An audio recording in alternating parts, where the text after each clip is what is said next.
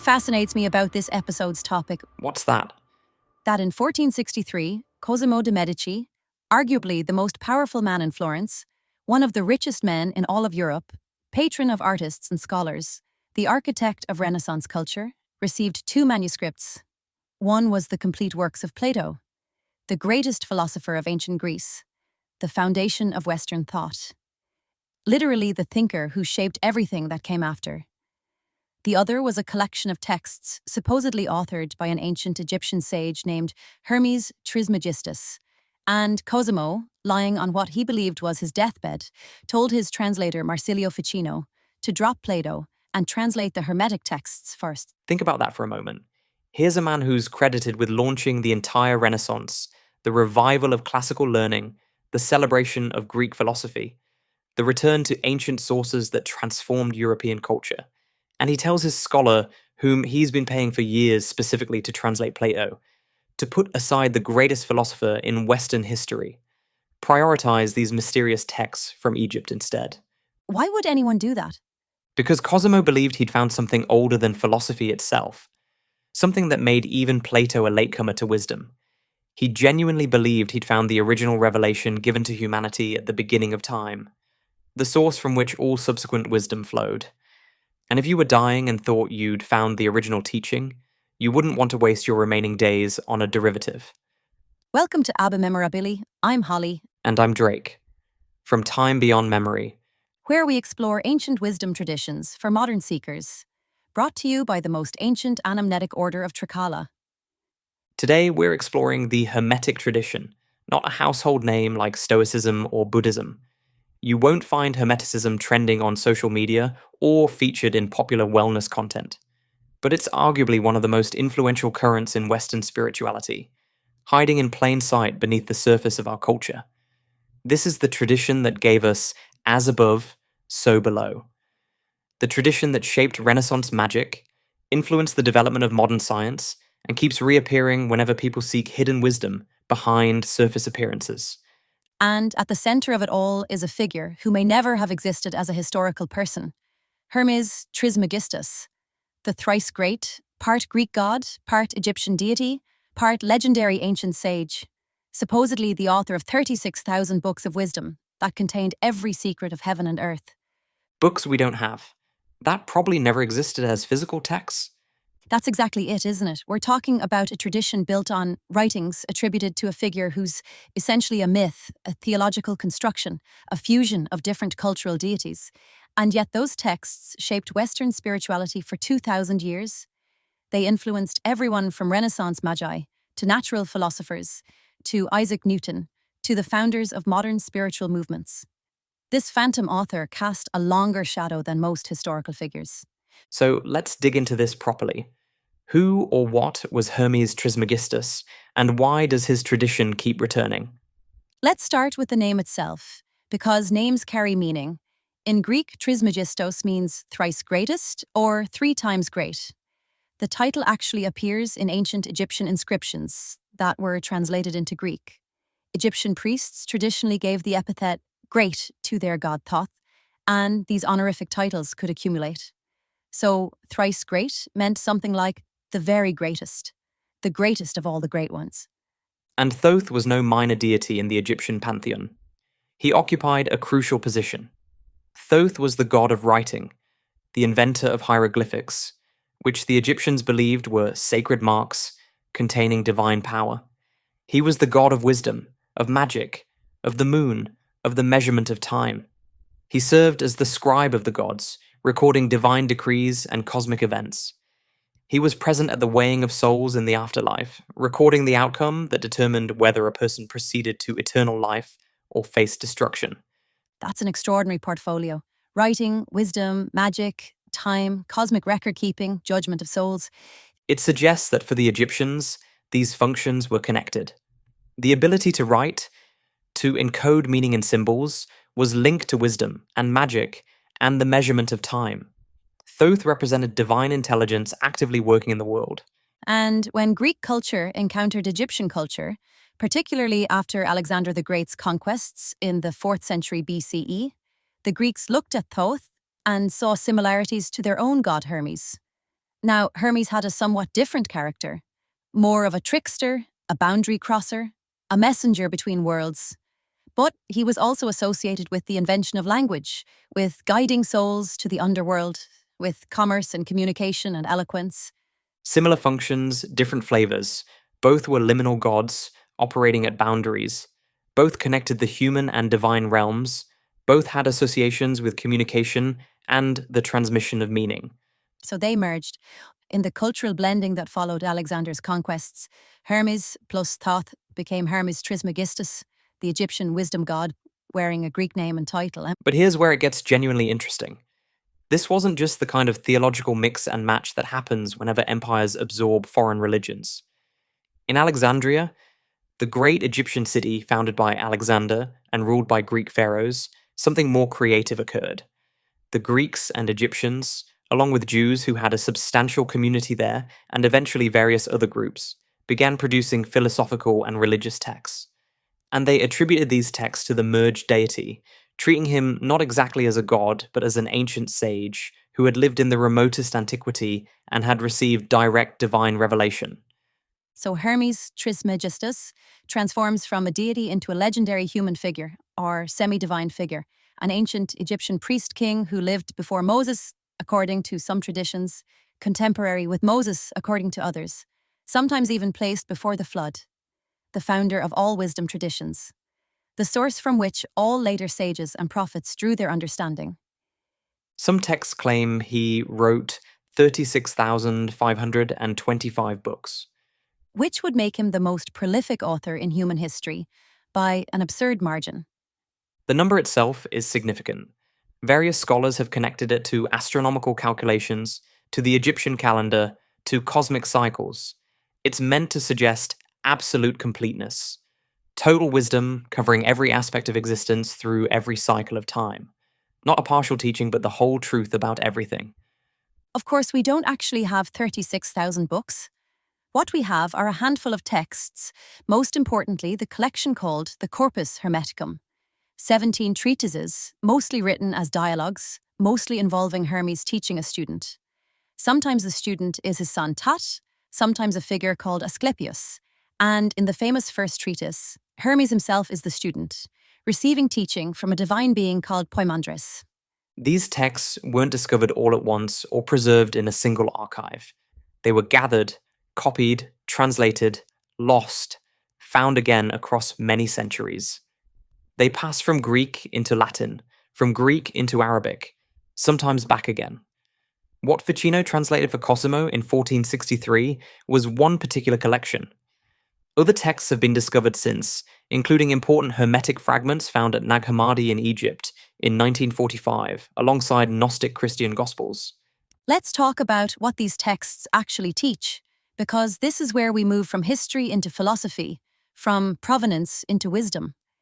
The opening treatise of the Corpus Hermeticum is called the Poimandres, which scholars translate variously as shepherd of men, or divine mind, or mind of sovereignty. It describes a visionary experience that sets the template for the whole tradition. The narrator, who becomes identified with Hermes himself, enters an altered state of consciousness. Ordinary perception falls away.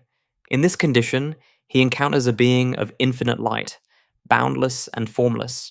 This being reveals to him the origin of the universe, the structure of reality, the nature of the divine mind, and the true destiny of the human soul. What's striking is how philosophical this account is. We're not talking about anthropomorphic gods fighting each other or crafting the world like artisans making objects. We're talking about emanation. The divine mind, called nous in Greek, generates reality through a process of thought and word.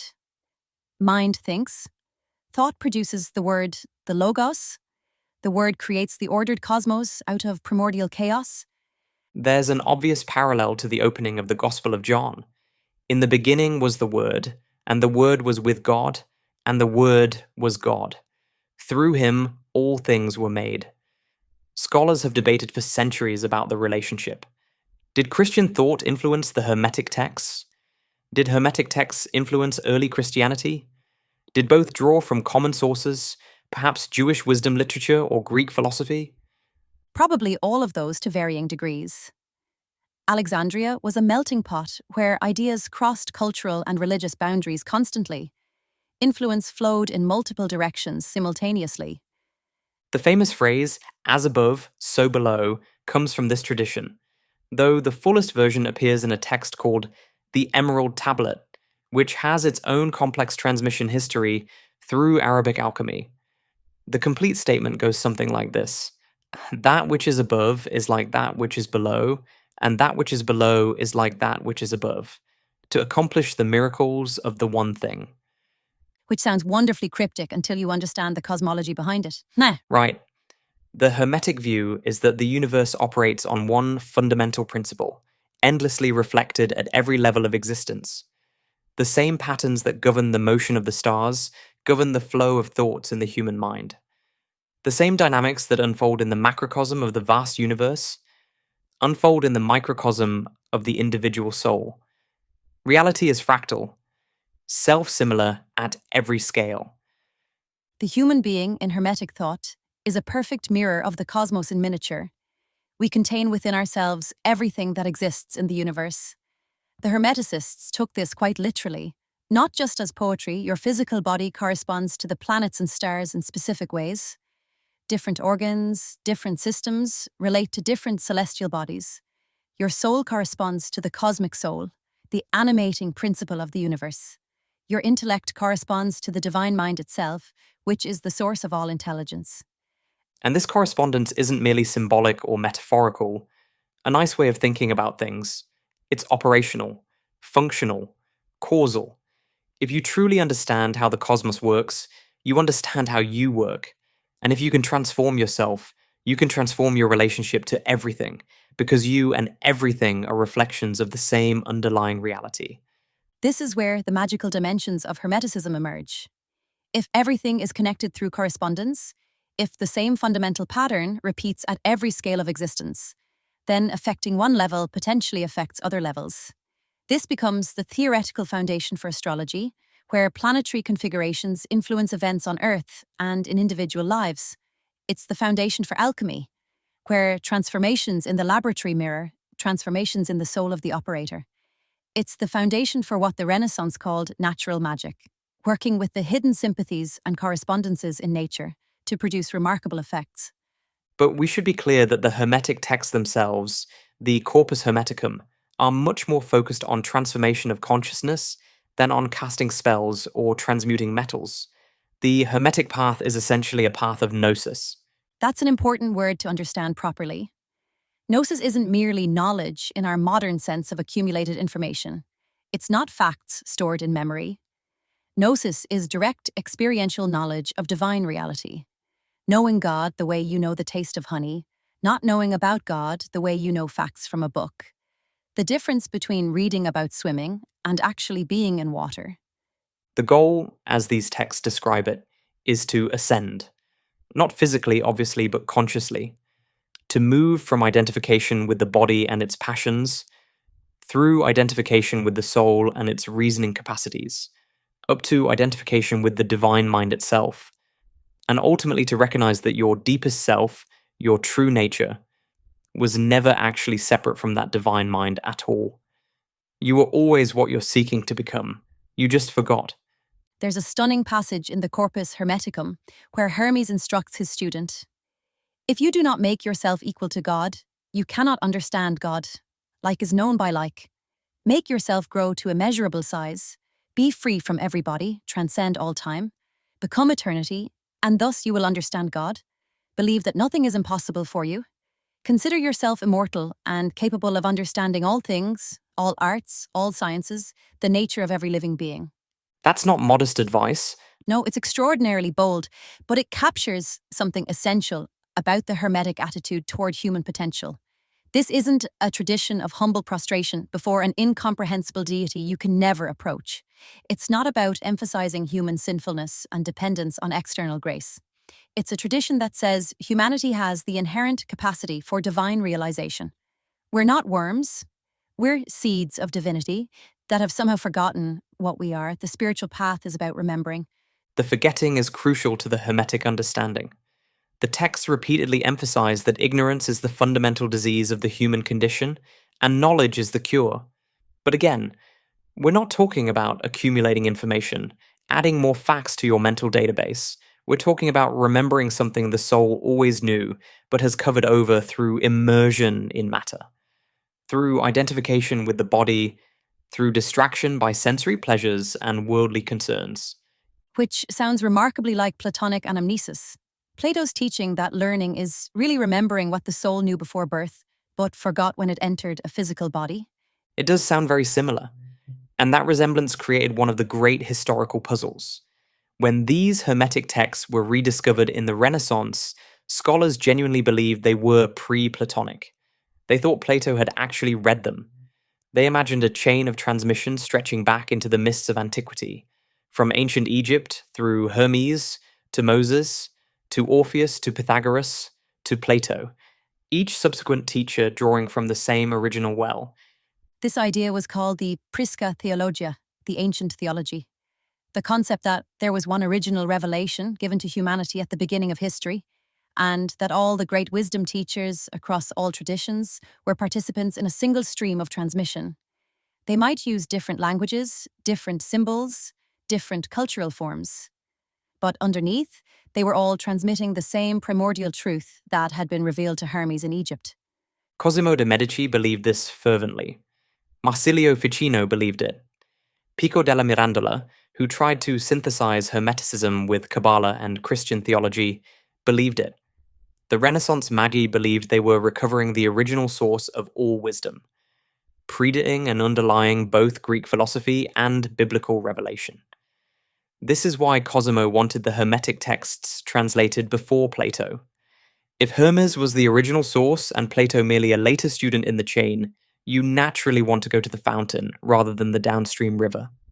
But then, in 1614, a scholar named Isaac Casaubon published an analysis that changed everything. Based on careful examination of the Greek vocabulary, the philosophical concepts, the historical references within the texts, he demonstrated that the Hermetic corpus wasn't ancient Egyptian at all. These texts were written in the first few centuries of the Common Era, during the late Hellenistic period and early Roman Empire, post-Plato by several centuries, post-Christ, products of cosmopolitan Alexandria rather than primordial Egypt. This was devastating to the Prisca Theologia model. If the Hermetic texts weren't genuinely ancient, if they were actually contemporary with Neoplatonists and early Christians, then the whole architecture of ancient wisdom transmission collapses. Plato didn't lead from Hermes. If anything, the Hermetic authors had read Plato and incorporated his ideas. The supposedly original revelation was actually a late synthesis, mixing Greek philosophy with Egyptian elements and Jewish ideas. Casaubon's discovery basically relegated Hermeticism to scholarly embarrassment for a couple of centuries. It became a cautionary tale about how even intelligent, educated people can be fooled by pseudepigrapha, texts falsely attributed to ancient authors. The Renaissance humanists, for all their learning, had been duped. But here's what's philosophically interesting. The texts themselves didn't actually change. The teachings within them didn't become less profound because we updated our understanding of when they were written. A beautiful piece of music doesn't become less beautiful if we discover the composer wasn't who we thought. The wisdom or foolishness of an idea doesn't depend on its age. And in the 20th century, scholars began approaching Hermeticism with fresh perspectives. The discovery of the Nag Hammadi library in 1945 was especially significant. These texts, buried in the Egyptian desert in a sealed jar, hidden for 1600 years, included Hermetic writings, alongside Gnostic Christian texts. The relationships between these traditions turned out to be far more complex than earlier scholars had assumed. Some Hermetic texts are notably optimistic about the physical world. They celebrate the cosmos as beautiful, as a manifestation of divine intelligence worthy of study and reverence. This differs sharply from classic Gnostic views that treat the material world as a prison created by an ignorant or even malevolent deity, a place we need to escape from as quickly as possible. Other Hermetic texts are more world-denying, more emphatic about escaping the body, more negative about material existence. So even within the Hermetic tradition itself, there's significant variation and even apparent contradiction. It's not a monolithic system. with perfectly consistent teachings. That actually makes sense when you remember the context of production. Alexandria in the early centuries of the Common Era was an intellectual pressure cooker, unlike anywhere else. You had multiple schools of Greek philosophy competing with each other, Egyptian religion with its ancient mysteries and temple practices, a large and intellectually active Jewish community developing what would eventually become Kabbalah, various mystery cults from around the Mediterranean, and the rapidly spreading Christian movement with its own theological debates. All of this circulating in one city, one cultural marketplace. The Hermetic texts emerged from that fertile confusion. That doesn't diminish their value. If anything, it makes them more interesting as documents of what happens when different wisdom traditions encounter each other seriously and attempt creative synthesis. Let's talk about how these teachings were preserved and transmitted across the centuries, because that story involves figures and cultures that often get overlooked in Western-centric accounts. After the classical period, as the Roman Empire declined and Christianity became the dominant religion, the Hermetic tradition didn't simply disappear. Much of it was suppressed or went underground within European culture, but it also traveled east. The Islamic world played an absolutely crucial role in preservation. When the Muslim conquests reached Alexandria and absorbed the intellectual heritage of the Hellenistic world, Arabic-speaking scholars embarked on massive translation projects. They translated Greek philosophical and scientific texts, including significant Hermetic materials. The Arabic tradition of alchemy, from which we actually get the English word alchemy itself, drew heavily on Hermetic principles.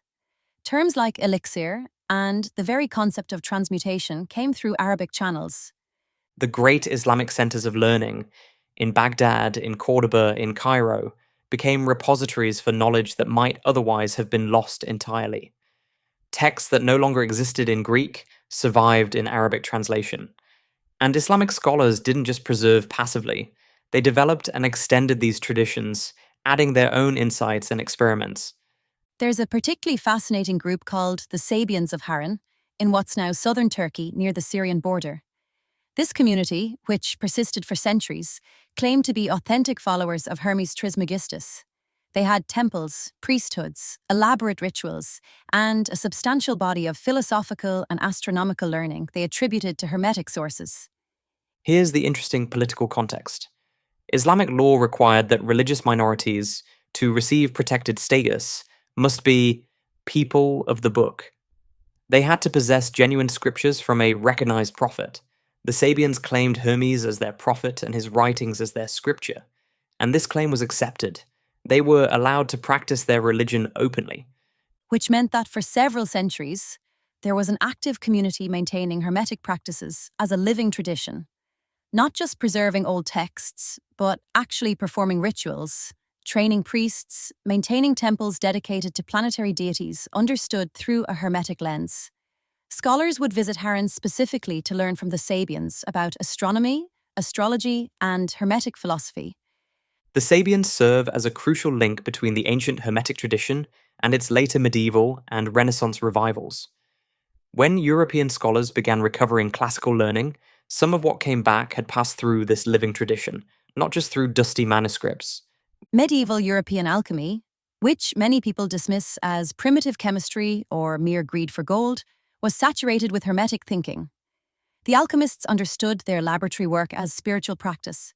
The transformation of base metals into gold mirrored the transformation of the base self into spiritual gold. Solve et coagula, dissolve and coagulate, break down existing forms to allow new, more refined forms to emerge. This brings us to the Renaissance revival and figures who embraced Hermeticism not as historical curiosity, but as living practice. Beyond Ficino and Pico, consider Giordano Bruno, one of the most controversial intellectuals of his age. Bruno was a Dominican friar who became increasingly uncomfortable with Orthodox Christianity as he encountered Hermetic and Neoplatonic philosophy. He eventually abandoned his order and spent years wandering across Europe, from Italy to France to England to Germany, teaching and writing about a magical philosophy based largely on Hermetic principles. He believed the Hermetic revelation offered humanity a way forward, a possibility of reunifying Christianity, overcoming the violent sectarian divisions tearing Europe apart, and returning to a universal wisdom tradition that predated and transcended doctrinal disputes. His cosmology was radical even by Renaissance standards. Bruno believed in an infinite universe with countless inhabited worlds. He believed the sun was a star like other stars, and that the Earth was not the center of creation. These ideas, which we now accept as basic astronomy, were profoundly threatening to the ecclesiastical establishment. But what really made Bruno dangerous was the Hermetic framework in which he presented them. He wasn't just proposing a scientific hypothesis, he was proposing a new religion essentially based on Hermetic principles. The Inquisition eventually caught up with him. After years of imprisonment and interrogation, Bruno was burned at the stake in Rome in 1600. He refused to recant his beliefs. Some see him as a martyr for free thought and scientific inquiry. Others emphasize that his concerns were more magical and religious than scientific in any modern sense. But either way, his fate shows how seriously the Hermetic tradition could be taken and how threatening it appeared to established religious authorities. John Dee in England represents a somewhat different but equally fascinating case. Dee was court astrologer and advisor to Queen Elizabeth I, one of the most learned men of his era, a mathematician, cartographer, and natural philosopher. He assembled the largest private library in England, tens of thousands of books and manuscripts. Dee was obsessed with recovering what he believed was pristine, original knowledge, the wisdom that Adam possessed before the fall, or that existed before the confusion of Babel scattered languages. He developed elaborate systems of angelic magic, claiming to receive communications from spiritual beings who revealed to him the original language of creation, a language in which words and things were perfectly correspondent, in which to speak was literally to create. This isn't as strange as it sounds in context. Dee and his contemporaries believed that before the corruption of human language, words had direct power over reality. The quest to recover that original language was both a magical and a scientific project. Dee saw no contradiction between his Hermetic pursuits and his mathematical and navigational work. All of it was investigation into the hidden structure of reality. Both Bruno and Dee show us something important about the Hermetic tradition at its peak influence. These weren't marginal cranks or ignorant peasants believing in superstition. These were among the most educated, most intellectually sophisticated figures of their time, operating at the centers of European power and culture. They took Hermetic philosophy with complete seriousness as a genuine path to knowledge and transformation. And then there's Newton. Most people who learned basic physics in school have no idea what Newton was actually like, what he actually spent his time doing. The man who gave us calculus, the laws of motion, universal gravitation, the mathematics of light, spent far more time on alchemy, theology, and the interpretation of biblical prophecy than on what we'd now recognize as physics. Newton wrote over 1 million words on alchemical subjects. His papers are filled with laboratory experiments, elaborate diagrams of alchemical processes, coded notes about the philosopher's stone and the secret fire. He was systematically working through the entire alchemical literature, trying to find the hidden key that would unlock nature's deepest secrets. He believed, along with many contemporaries, that the ancients had possessed knowledge that had been lost, scattered, or deliberately hidden. The task of the natural philosopher was recovery as much as discovery. Newton thought he was rediscovering what Hermes and Moses and Pythagoras had known, not inventing something entirely new. His famous statement that he'd seen further by standing on the shoulders of giants takes on new meaning in this context. The giants weren't just recent scientists like Galileo and Kepler. They included the ancient sages of the Hermetic tradition. What's remarkable is that Newton's approach actually worked. His alchemical investigations trained his observational skills, his patience with obscure problems, his willingness to consider radical hypotheses. The same man who searched for the philosopher's stone also discovered that white light contains all colors, and that the same force makes apples fall and planets orbit. The Hermetic and the scientific weren't opposed in Newton's practice. The Royal Society, founded in 1660, the premier scientific institution of 17th century England, and a model for scientific organizations worldwide, included members deeply interested in alchemy and Hermetic philosophy. The boundary between what we now call science and what we now call esotericism hadn't hardened yet. They were seen as continuous forms of investigation into nature's secrets. But then the paths diverged through the 18th century. Science increasingly defined itself in opposition to the occult, to anything that smelled of magic or spiritualism. The living, animated cosmos of the Hermeticists became the mechanical clockwork universe of Enlightenment physics. Matter was dead stuff, pushed around by forces. Consciousness was an epiphenomenon, maybe even an illusion. Hermetic thinking got exiled to the margins, associated with irrationality and superstition. Until the 20th and 21st centuries began quietly rehabilitating some of these ideas. Quantum physics reopened questions about the relationship between consciousness and physical reality. Systems thinking revived interest in patterns that repeat across scales, which sounds a lot like correspondence. Complexity science explores emergence and self-organization in ways that echo Hermetic concepts. We're seeing a kind of return, though often without recognition of the historical precedents. Let's talk about the 7 Hermetic principles that many people encounter today. These come from a text called the Kybalion, published in 1908, attributed to 3 anonymous initiates. It's important to acknowledge this source because there's genuine scholarly debate about whether the Kybalion accurately represents traditional Hermetic teaching or represents something more like a modern construction filtering older ideas through New Thought philosophy.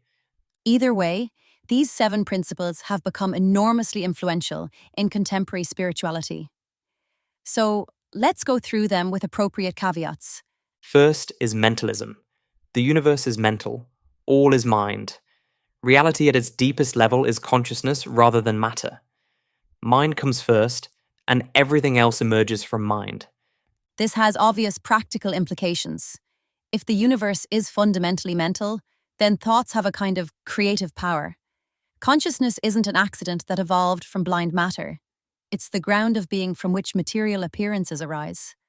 Second is correspondence. As above, so below. Patterns repeat across scales. What's true of the macrocosm is true of the microcosm. Understanding one level gives insight into other levels. Third is vibration. Everything moves, everything vibrates. Nothing in the universe is truly at rest. This includes physical matter, of course, but also subtler realities. Thought vibrates, emotion vibrates. Different rates of vibration produce different manifestations. Modern physics confirms this at the quantum level, where apparently solid matter is really vibrating energy.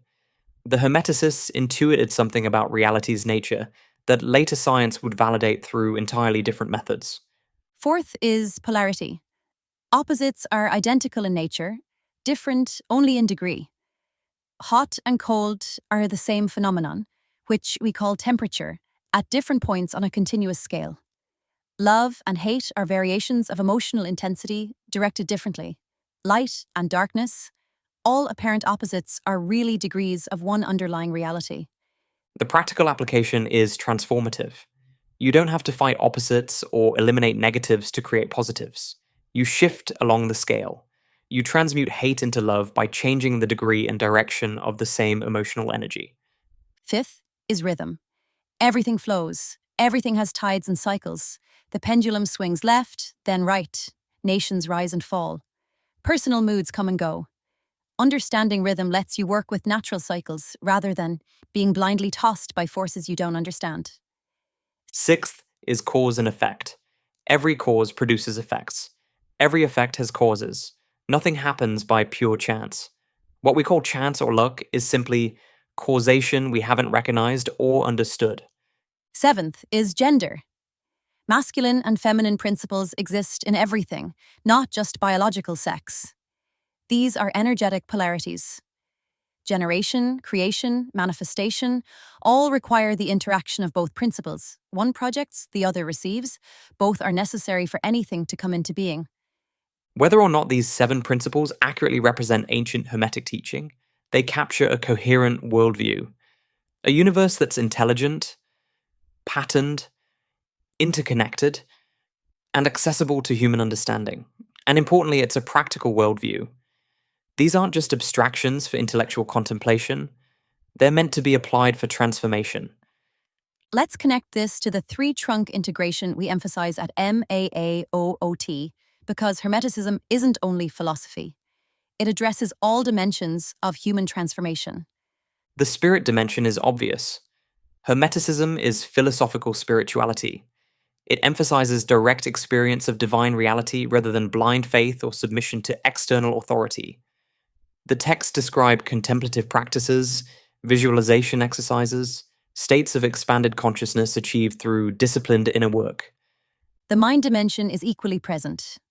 Hermetic psychology involves transforming what the texts call the lower self, the ego consciousness identified with body and passions. The alchemical solve et coagula process is essentially psychological transformation, breaking down rigid structures of identity, allowing new patterns to emerge from the dissolution. This anticipates modern depth psychology and shadow work.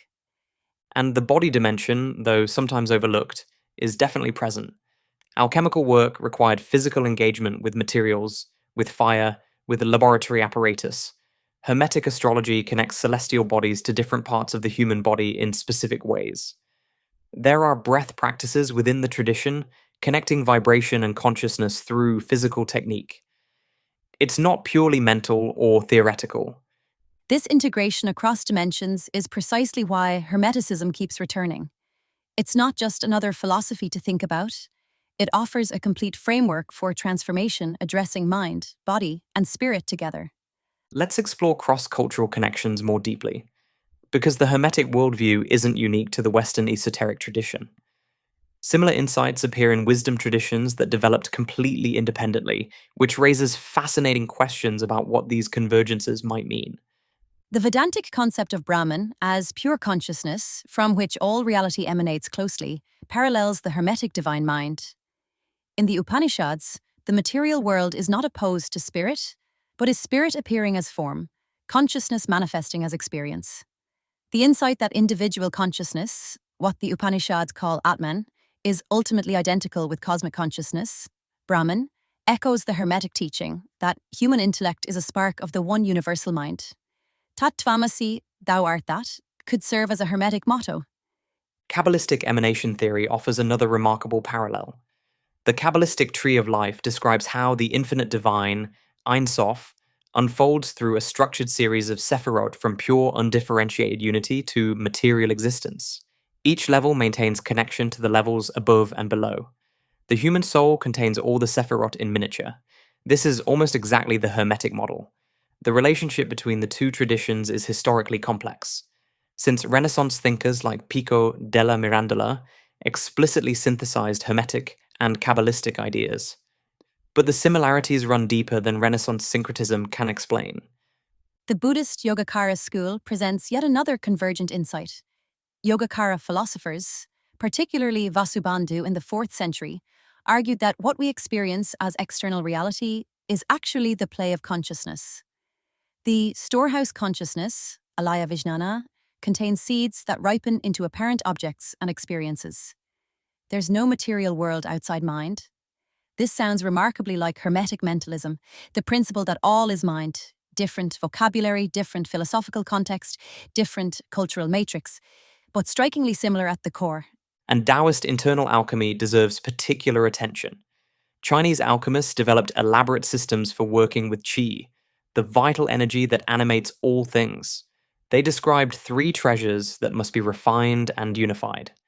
Jing, the essence associated with physical vitality.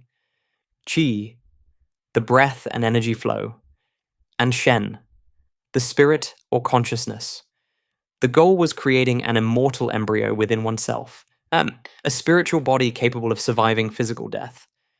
The parallels with Hermetic alchemy are close enough that some scholars have seriously investigated whether there might have been historical transmission along the Silk Road. The alternative explanation, which I find more intellectually interesting, is independent discovery. If multiple wisdom traditions, separated by thousands of miles and developing over centuries without contact, arrive at convergent insights about the nature of consciousness and reality, that suggests they're discovering genuine features of how things work rather than just constructing arbitrary cultural narratives. It's like how different cultures developed geometry. They weren't copying each other. They were investigating the same mathematical relationships that exist whether or not anyone studies them. Perhaps the Hermeticists and Vedantins and Buddhist philosophers and Taoist alchemists were all investigating the same territory of consciousness, arriving at similar maps because they were exploring the same terrain. Let's bring this to practical modern relevance. Where does Hermeticism show up today? And what does it offer contemporary seekers looking for wisdom that actually works in their lives?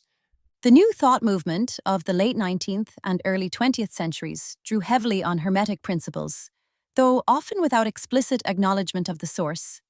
Writers like William Walker Atkinson, who may have written The Kybalion under a pseudonym, translated Hermetic ideas into accessible language for American audiences. Mentalism became mind over matter. Correspondence became like attracts like, and eventually the law of attraction. These ideas filtered into what became the self-help industry. Whether that represents democratization or dilution depends on your perspective. The concepts definitely got simplified, sometimes oversimplified to the point of distortion. The law of attraction, as popularly taught, can become magical thinking divorced from any genuine practice. But these ideas also reached millions of people who would never have read the Corpus Hermeticum or known who Marsilio Ficino was. Some of those people went on to deeper study. Chaos magic, emerging in the late 20th century with figures like Peter Carroll and the Illuminates of Thanateros, takes a deliberately different approach. Chaos magicians treat Hermetic principles as technology rather than metaphysics. They don't ask whether the universe is really mental. They ask whether acting as if it were mental produces useful results. Belief becomes a tool you pick up and put down rather than a commitment you hold permanently. This postmodern Hermeticism has influenced contemporary occult and magical practice significantly. It's pragmatic rather than dogmatic, results-oriented rather than tradition-bound. Some traditionalists consider it superficial or disrespectful. Others see it as a natural evolution, adapting ancient wisdom to contemporary epistemology. Academic study has also flourished in ways that would have seemed impossible a few decades ago. Francis Yates's 1964 book on Giordano Bruno and the Hermetic tradition was groundbreaking, showing that Renaissance magic wasn't medieval superstition surviving into modernity, but a sophisticated philosophical system with its own coherence. More recently, scholars like Wouter Hanegraaff have established Western esotericism as a legitimate field of academic inquiry with its own journals, conferences, and university programs. Hermeticism is being studied seriously as an intellectual tradition that shaped Western culture in ways we're only beginning to understand. For seekers interested in personal transformation rather than academic study, what does this tradition actually offer that you can use? A worldview that's neither crudely materialist nor conventionally religious. If you're dissatisfied with the assumption that consciousness is just brain activity and meaning is just projection, but you're equally uncomfortable with traditional religious frameworks requiring belief in specific doctrines, Hermeticism offers a middle path.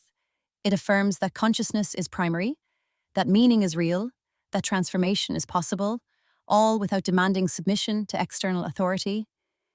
Practical tools for working with mental and emotional states. The principle of polarity, that opposites are degrees of the same thing, provides a framework for transmuting negative states. You don't fight depression with its opposite. You shift along the same scale, using the same energy differently. The principle of rhythm helps you recognize that your moods, your creative cycles, your periods of expansion and contraction are natural patterns rather than personal failures. An ecological sensibility before ecology was a word. The Hermetic view that microcosm and macrocosm mirror each other, that what we do to the part we do to the whole, supports environmental consciousness. You can't exploit nature without exploiting yourself, because there's no ultimate boundary between you and nature.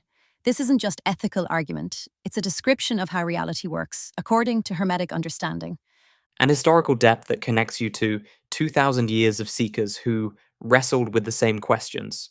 When you engage with Hermeticism, you're joining a conversation that includes Egyptian priest philosophers, Neoplatonic mystics, Islamic alchemists, Renaissance magi, early modern scientists, Romantic poets, and contemporary practitioners. That continuity itself has value. At MAOOT, we engage with the Hermetic tradition directly through our mystery pillar. Students work through the Corpus Hermeticum not as historical curiosity, but as living wisdom applicable to present transformation. We emphasize that esoteric traditions aren't contradictions to philosophical rigor. They're alternative approaches to the same fundamental questions. The Stoics investigated consciousness rationally. The Hermeticists investigated it experientially. Both illuminate. Students at MAAOOT work through 15 wisdom traditions over several years. Weekly sessions with a personal guide, daily practice that builds progressively, philosophy, psychological techniques, and embodied practice integrated into a coherent whole. The Hermetic material comes after students have established foundations in other traditions. By that point, there's context to appreciate both historical significance and practical applications. Speaking of which, we've received some wonderful messages from listeners recently. Want to share a couple? Absolutely. This first one is from Elena in Prague. She writes, I've been working through the Stoic Pillar with my guide for about 4 months now, and I wanted to say how much this podcast adds to my experience. The cold exposure training is still challenging, but I'm starting to understand why Marcus Aurelius matters in a way I never did just reading him alone. My question is simple. Do other students find that the podcast enriches their one-on-one sessions? Or am I unusual in listening while also doing the formal work? Eleanor, you're not unusual at all. We hear this frequently. The podcast can provide supplementary context, different angles, connections we might not cover in formal sessions. But your intuition is right that the real work happens with your guide. The podcast is conversation, the pillar work is transformation. What you're doing, combining the systematic journey with broader exploration, shows you're engaging seriously. And that's exactly how the order is designed. The pillars give you depth in each tradition. Resources like this podcast give you breadth across traditions. Neither replaces the other. Keep going with the cold exposure. There's a reason it's paired with Stoic philosophy, and you'll feel that integration more deeply as you progress. The second message requires a more careful response. James from Manchester writes, Your episode on the axial age a few weeks back really struck me, particularly the idea that crisis can be a catalyst for transformation rather than just something to survive. I've been going through a difficult period with my work, and I'm trying to hold that framework. My question is, how do you tell the difference between a crisis that's genuinely transformative and one that's just destructive? Not every breakdown leads to breakthrough, surely. James asks something that deserves a careful answer. Because he's right. Not every crisis transforms. Some crises just damage. We shouldn't romanticize suffering. The distinction, as far as I understand it, isn't really about the crisis itself. Two people can go through nearly identical difficulties, and one emerges transformed, while the other emerges diminished. The difference is in how the crisis is met. There's a concept in the work we do at MAAOOT about the relationship between the wound and the gift. The wound doesn't automatically become a gift. It becomes a gift when it's met with awareness, when it's worked with rather than just endured or numbed. Which is why support matters. And James, I want to be clear about something. A podcast is not support. We're two voices discussing ideas. If you're going through a genuinely difficult period, please reach out to people who can actually help. A therapist, a counselor, your doctor, trusted friends, or family. Philosophy can offer frameworks, but it can't hold your hand at 3 a.m. That's important. We talk about transformation and crisis and all these grand themes, but we're not qualified to help anyone through actual mental health difficulties. We're not therapists. This isn't therapy. If you're struggling, please seek professional support. There's no shame in that. It's wisdom. The ancients didn't do this alone either. They had schools, teachers, communities of practice. Transformation happens in relationship, with real people who know your situation, not through passively consuming content.